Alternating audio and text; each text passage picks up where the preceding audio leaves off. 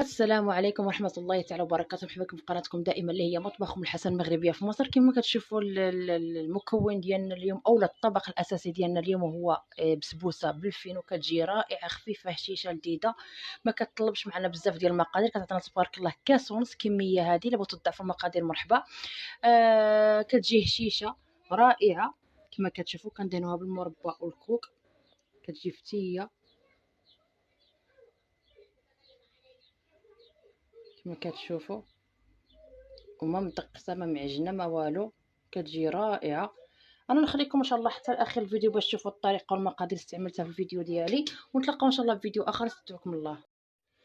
بسم الله على بركه الله. كما كتشوفوا المكونات ان شاء الله تكون بسيطه موجوده في كل البيت. انا غادي نحضر معكم يعني هذه الوصفه ديال البسبوسات اولا ميني بسبوسات.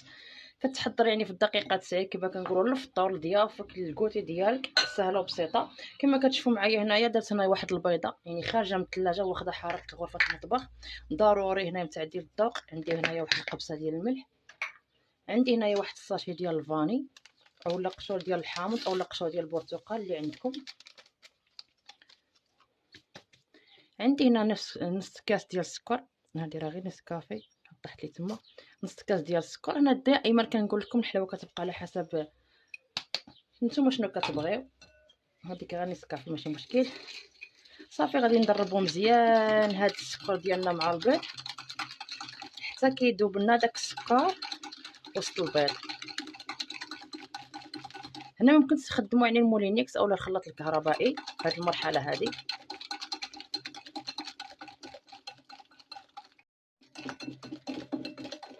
صافي عندنا واحد نص كاس ديال الزيت، دائما العبار بكاس ديال العنبه، هذه قاعده. اولا شي كاس كتاخذوا به جميع القياسات، المهم كيكون كاس نفسه كناخذوا به جميع القياسات نتاع المقادير ديالنا.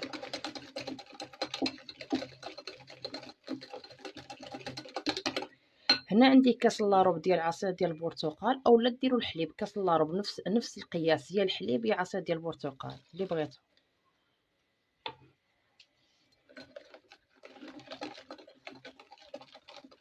ساهله دغيا كتوجد. واللي بغى يضاعف هنايا المقادير يضاعف الكميه ديالها، واللي بغى ما يستعملش يعني المولات الصغار يستعمل مول كبير.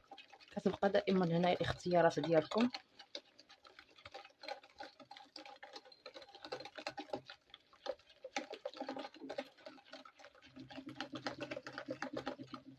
صافي هنايا عندي كاس ديال العنبه، غادي نعبر به كاس ديال الفينو راه مغربل بطبيعه الحال. الكاس الاول. عندي هنايا ساشي ديال الحلوى 8 غرام اولا 7 غرام اللي متوفر عندكم.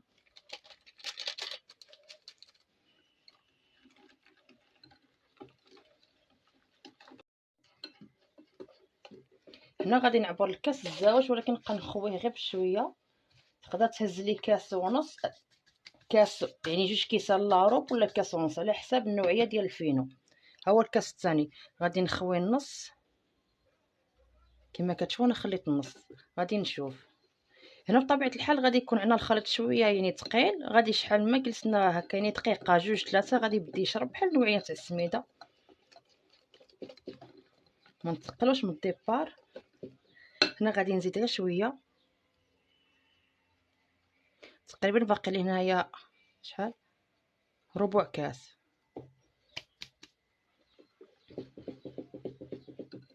صافي هذا هو القوام اللي بغيت انا، وراه كنظن راه باين لكم يعني في الفيديو كما كتشوفوا.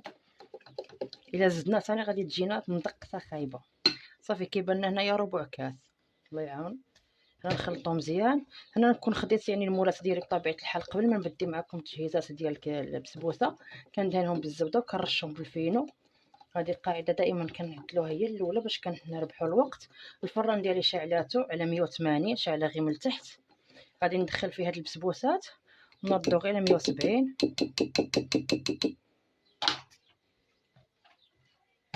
ناخذ واحد الملعقه.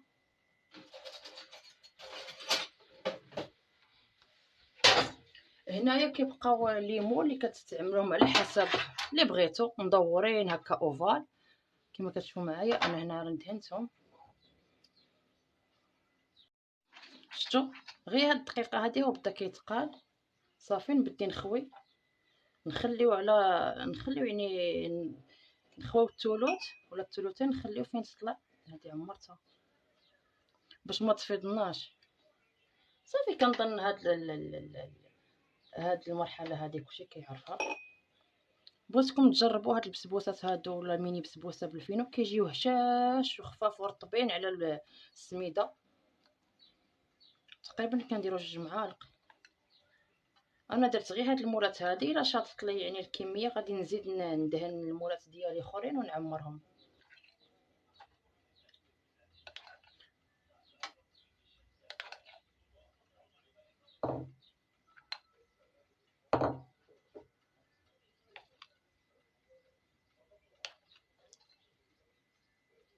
صافي هنا كنشد دائما، كنفرغ منهم داك الهواء.